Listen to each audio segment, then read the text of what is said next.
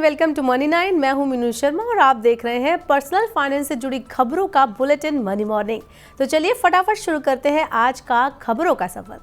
त्योहार आने वाले हैं। त्योहार शुरू होने से पहले आटा और इससे बनने वाले उत्पाद महंगे हो सकते हैं। सरकार की तमाम कोशिश के बाद भी गेहूं का दाम लगातार बढ़ रहा है। उपभोक्ता विभाग के मुताबिक बीते एक महीने के दौरान देश में गेहूं का औसत खुदरा भाव 2 रुपये बढ़कर 28 रुपये प्रति किलो तक पहुंच गया है।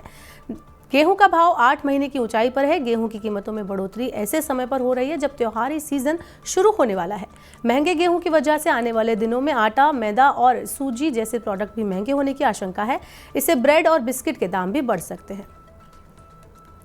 गेहूं के साथ साथ कहीं चीनी भी महंगी ना हो जाए, इसके लिए सरकार चीनी निर्यात पर रोक लगा सकती है। भारत के इस कदम से वैश्विक सप्लाई में कमी आने की आशंका बढ़ गई है। मानसून सीजन में कम बारिश की वजह से गन्ने की फसल प्रभावित होने के बाद चीनी निर्यात पर प्रतिबंध लगने की आशंका है।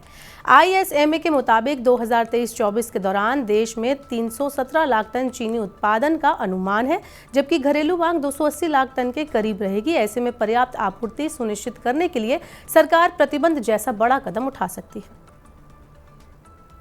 गेहूं और चीनी के बाद आपको बताते हैं अब दालों से जुड़ी अच्छी खबर। पिछले एक महीने में तुअर और चना दाल की कीमतें घटी हैं। अफ्रीका से तुअर और कनाडा से मसूर के बढ़ते इंपोर्ट के साथ ही स्टॉक लिमिट पर सरकार की सख्ती से दालों की कीमतें घट रही हैं। इसके अलावा ऊंचे भाव पर उपभोक्ता मांग में कमी की वजह से भी दालों की कीमतों में गिरावट दर्ज की जा रही है।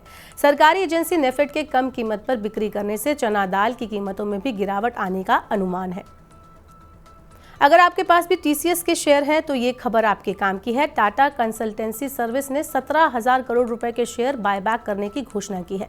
बायबैक में कंपनी अपने शेयर निवेशकों से प्रीमियम पर वापस खरीदती है। इससे निवेशकों को फायदा होता है। TCS 15% प्रीमियम पर शेयर बायबैक करेगी। कंपनी ने कहा है कि वह अपने निवेशकों से 4,150 रुपये प्रति शेयर के भाव पर बायबैक करेगी।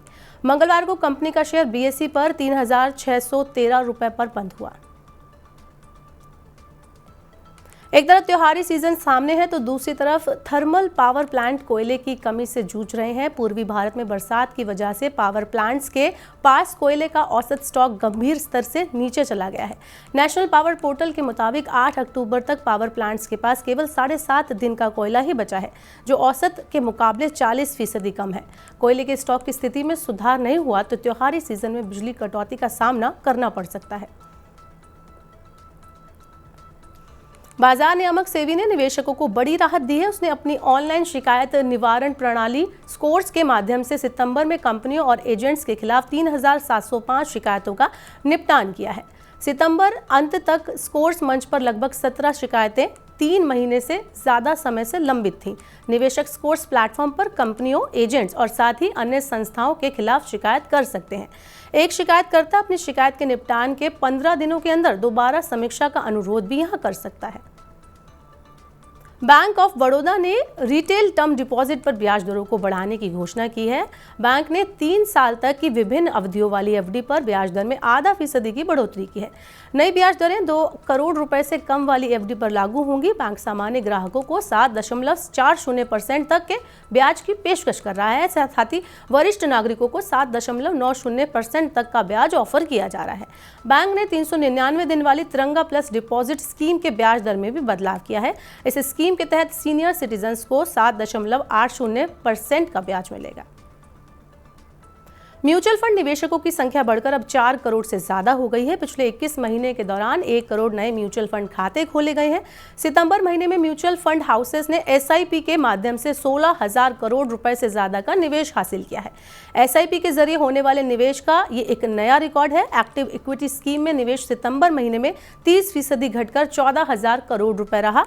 स्मॉल कैप और मिड कैप फंड में मुनाफा वसूली होने से शुद्ध निवेश में गिरावट आई है। सैमसंग त्योहारी सीजन के लिए गैलेक्सी A सीरीज स्मार्टफोन पर रोमांचक कैशबैक ऑफर लेकर आई है। सैमसंग गैलेक्सी A सीरीज के चुनिंदा स्मार्टफोन पर 3,500 रुपए तक का इंस्टेंट कैशबैक, 2,000 रुपए तक का बैंक कैशबैक और 14 महीने तक आसान EMI पेमेंट ऑप्शन दे रहा है। उपभोक्ता इस दिवाली पर इस स्मार्टफोन को आकर्षक डील के साथ खरीद सकते हैं। जीएसटी प्राधिकरण ने एलआईसी पर जुर्माना लगाया है। टैक्स का कम भुगतान करने पर जीएसटी प्राधिकरण ने भारतीय जीवन बीमा निगम पर 36,844 रुपए का जुर्माना लगाया है। जम्मू जीएसटी प्राधिकरण ने वित्त वर्ष 2019-20 के लिए टैक्स डिमांड नोटिस जारी किया है। इसमें 10,462 रुपए का जीएसटी, 20,000 रुपए का जुर्माना और 6,382 रुपए का ब्याज शामिल है। एलआईसी ने कहा है कि इससे उसकी अन्य गतिविधियों पर कोई प्रभाव नहीं पड़ेगा। अब चलते चलते आपको बताते हैं क्या है सोने चांदी का भाव। इजराइल और हमास के बीच संघर्ष की शुरुआत के बाद से सोना चांदी लगातार महंगा हो रहा है। पिछले 3 दिनों में सोना 650 रुपए प्रति 10 ग्राम तक महंगा हो गया। चांदी की कीमत में भी 1,000 रुपए प्रति किलोग्राम का इजाफा हुआ है।